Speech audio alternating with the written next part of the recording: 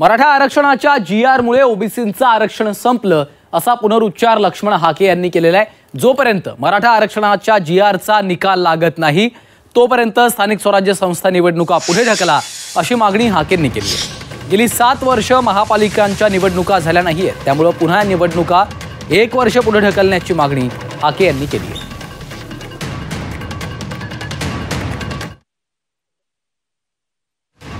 पंचायत राजच्या निवडणुका, लोकल बॉडीच्या निवडणुका 1 वर्षभरासाठी पुढे ढकला। पुढे तुम्ही गेली 7 वर्ष निवडणुका घेत नाहीयेत, मग ओबीसीच्या सहभागाशिवाय तुम्हाला निवडणुका घ्यायच्या आहेत का? एका बाजूला सन्माननीय न्यायालयानं ओबीसीचं आरक्षण टिकवलंय आणि दुसऱ्या बाजूला तुम्ही GR काढून मराठा बांधवांना ओबीसी मधून उभं राहायला एक प्रकारे मुभा दिलेली आहे। जोपर्यंत न्यायालयामधून या प्रश्नाचा सोक्षमोक्ष लागत नाही तोपर्यंत 1 वर्ष निवडणुका पुढे ढकला ना। आणि मुख्यमंत्री महोदय, तुम्हाला ओबीसीचं प्रतिनिधित्वाशिवाय इथल्या लोकल बॉडीज पुढे न्यायचे आहेत का? त्यामुळे आम्ही ओबीसी बांधव संभ्रमित आहोत। या निवडणुका 1 वर्षासाठी पुढे ढकला।